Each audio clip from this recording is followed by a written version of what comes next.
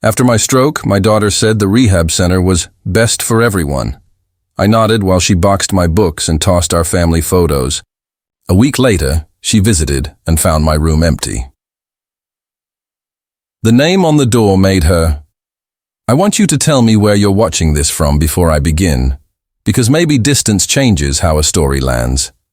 Maybe the smell of your own room, or the noise of your street, or the way your chair creaks, will tell you something about me that my children forgot." I woke in my living room to a hard morning and a slow mouth. The light felt like hospital light, pale and sour. My arm was heavy, my tongue thicker than it used to be. My daughter stood over a half-filled box with a black marker in her fist. She wrote Dad, Misk on the lid like I was a drawer to be emptied. I tried to say her name. It came out as air pushing at a locked door. She told me the rehab center was best for everyone, and she said the word everyone like a bandage she could press over her own fear. "It's safer, Baba," she added, and her voice tried to be gentle, but it brushed against me like sandpaper anyway. She lifted a framed photo of the four of us by the lake, me with a belly and a mustache, my wife in her plum shawl, the children small and loud, and then she dropped it into a black trash bag. The glass made a sound I felt in my teeth. She turned away before I could see her face, and I turned my face to the window so she could not see mine. If you've ever watched someone pack your life while telling you it's for your good, you know the taste of metal in the back of your throat. Tell me where you're watching from if you know that taste. She worked quietly, and the quiet made every small sound feel huge. The tape's rip was a shout. The bag's rustle was thunder. She set aside a folder labeled Property and another labeled Health, and she stacked the rest as if paper could be a fence to keep me from myself.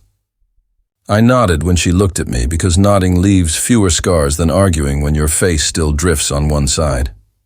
Her mouth trembled in a way that would have made me pull her close when she was 5, when a falling kite could break her heart.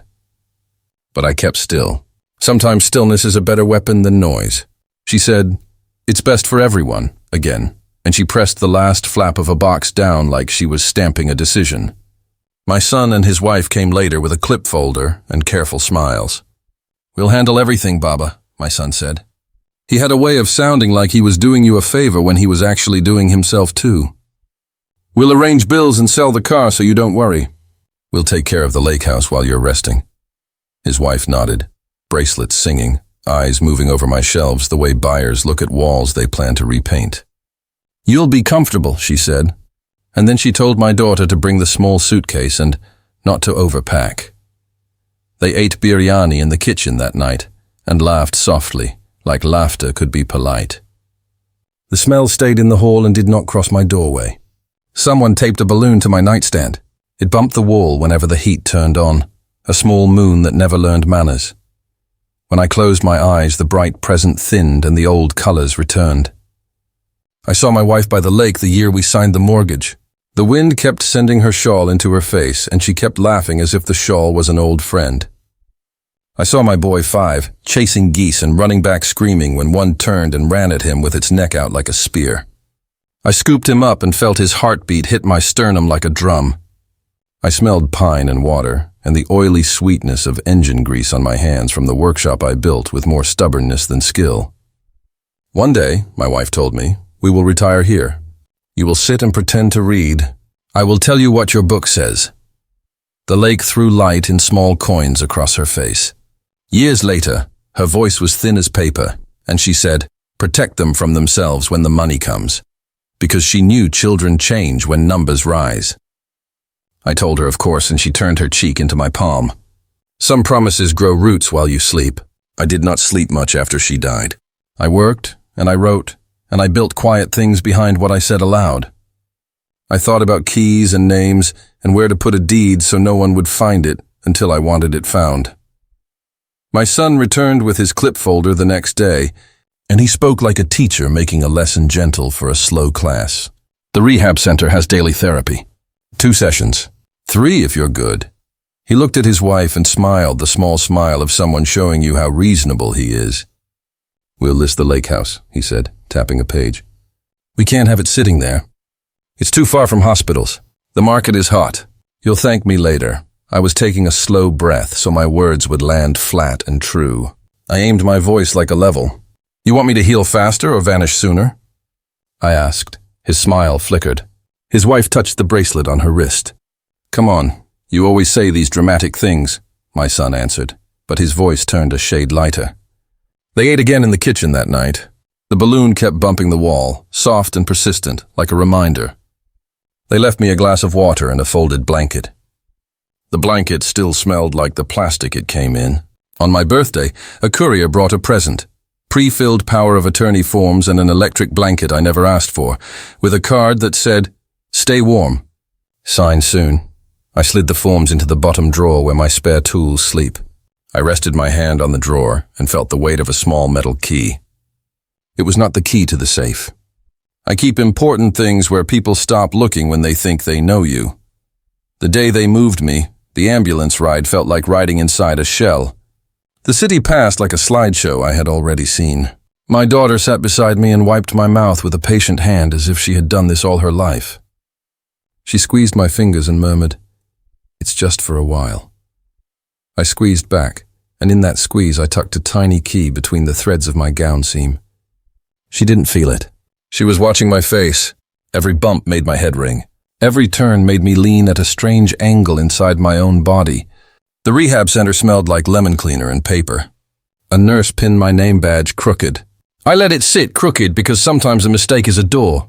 They took my blood pressure, watched me walk 5 steps, watched me wobble, wrote something in a box, and then left me in a private room with a window that watched a small rectangle of sky and a crooked maple tree. I lay still and counted the steps from the nurse's station to my door by the sound of the floor.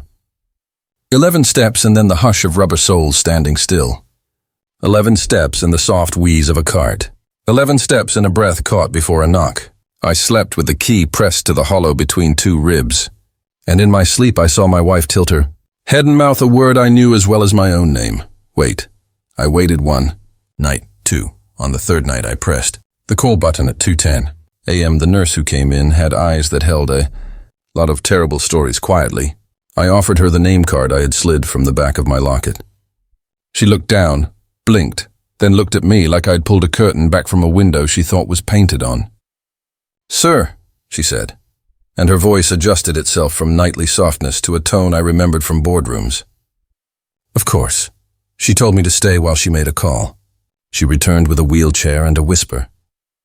We rolled down a corridor that patients didn't visit, with walls that held photographs of donors and plaques that most families never read, because grief and hope make you walk fast past dull things.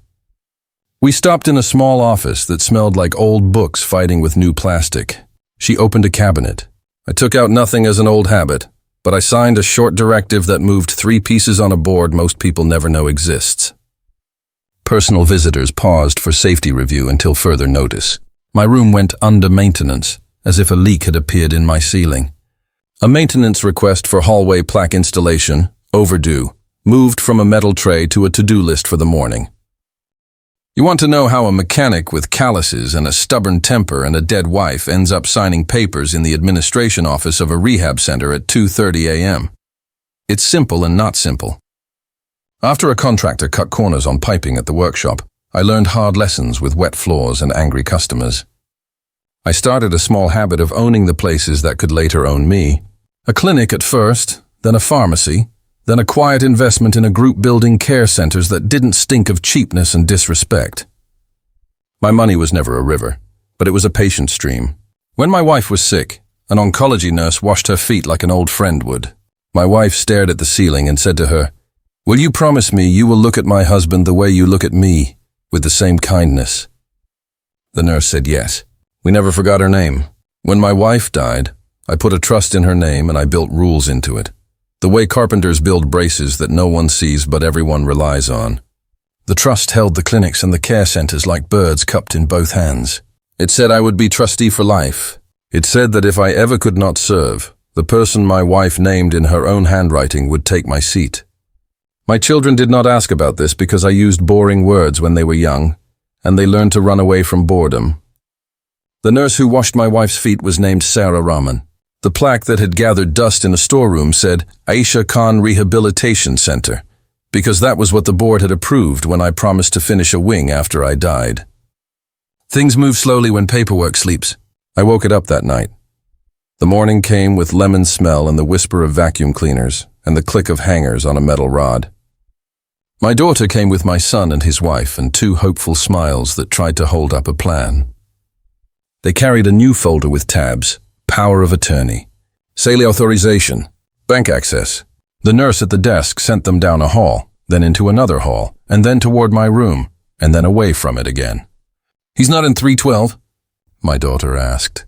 "Maintenance," the nurse replied. "We'll show you." Their shoes made deliberate sounds. The balloon they had left in my old room was taken down and tied to a trash bag. I watched through a pane of glass, calm as a pond with a rock at the bottom. We stopped outside a door with frosted glass. Sunlight from a high window drew long, soft stripes across the floor.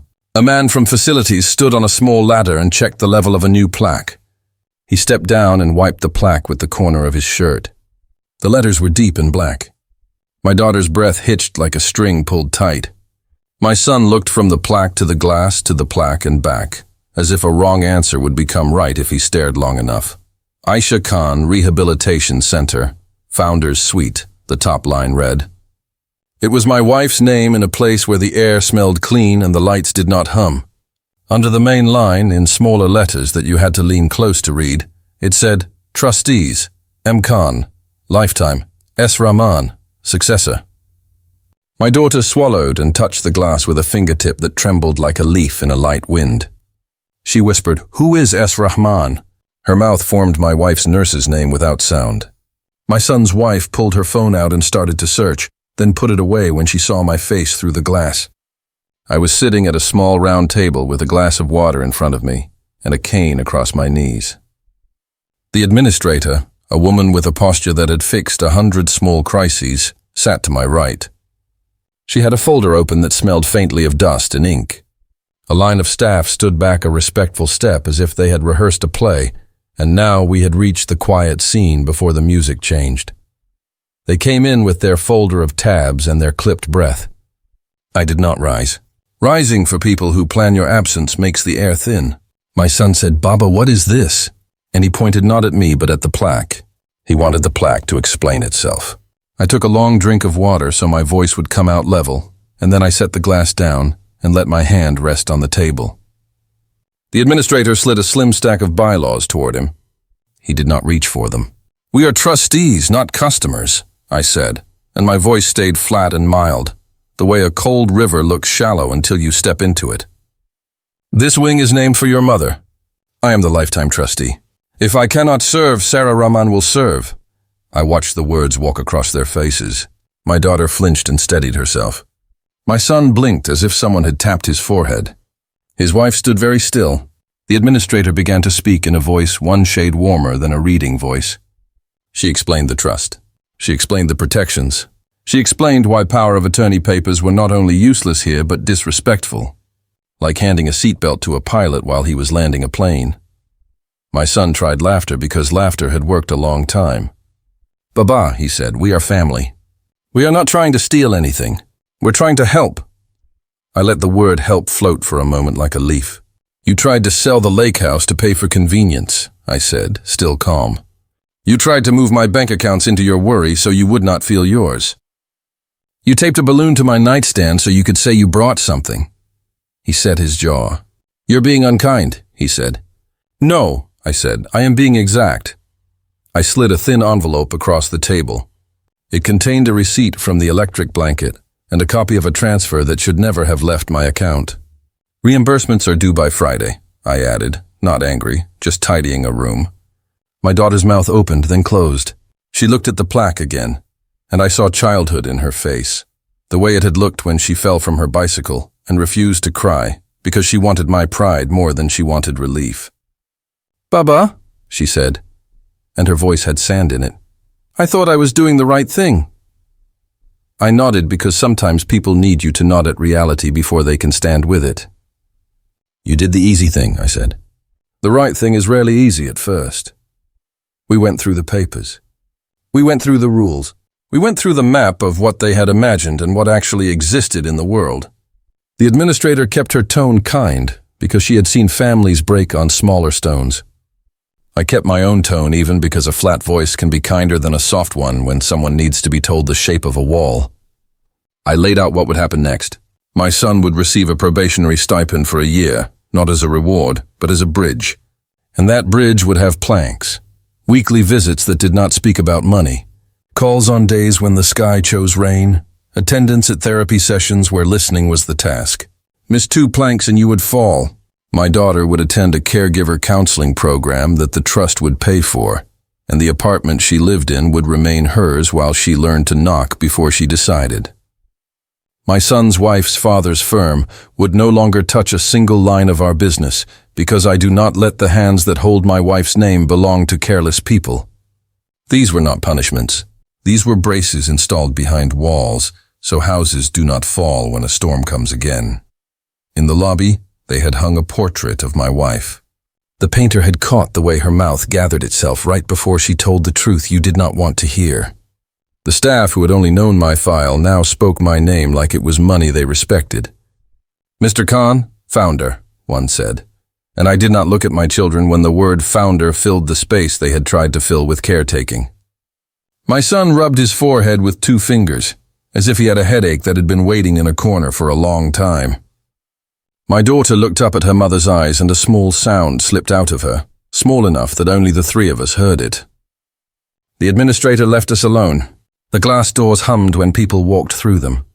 A man in a delivery uniform wheeled a box past that might have been filled with masks or paper towels or miracles. It hardly mattered. We stood there and shared the air like a family does when words have turned from tools into weights. Not today.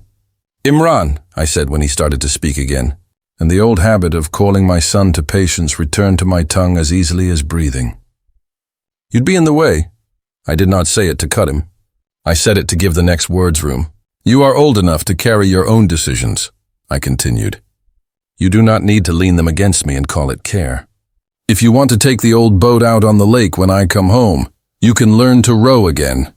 He made a small, surprised face, as if rowing had once been a secret magic he had known. My daughter took my hand the way daughters do when they are 5, and also when they are older than they wish. She squeezed, and her knuckles whitened and then loosened. "I'm sorry," she said. Simple words. They are often the only ones worth anything. "I know," I said. Simple answer. It opens a door the way a latch slips when it's not stubborn for once.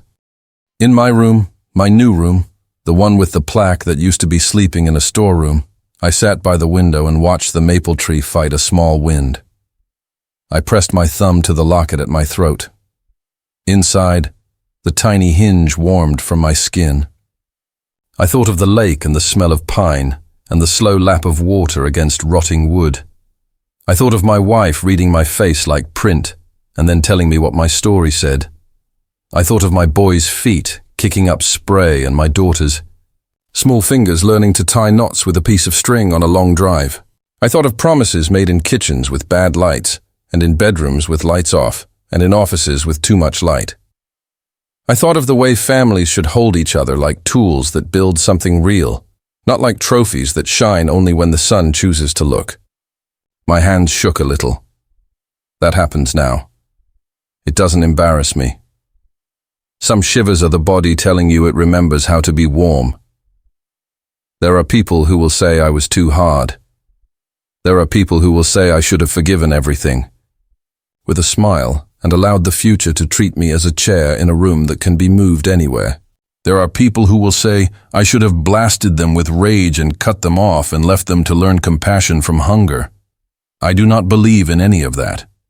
I believe in quiet justice.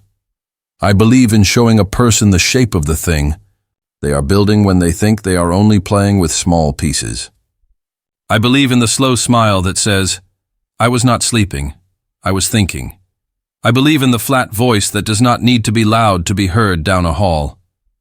My wife asked me to protect them from themselves when the money came, and I did not know then what that would look like.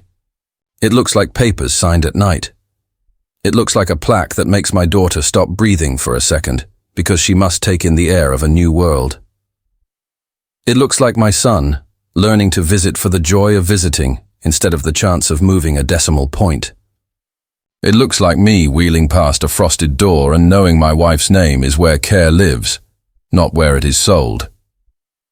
Before I end, tell me where you're watching this from. Tell me if the lemon smell of a clean hallway lives in your memory, or the noise of a balloon bumping a wall, or the way a glass door hums when it opens to a day that can be different from the last.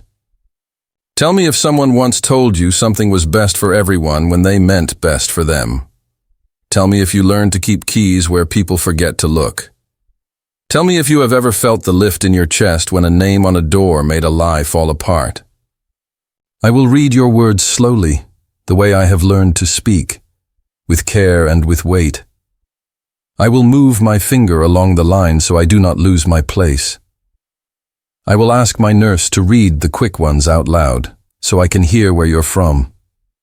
I will add the sound of your city to the sound of mine, and together, maybe we will make a noise that reminds children to ask questions before they pack boxes. I'm going to get better.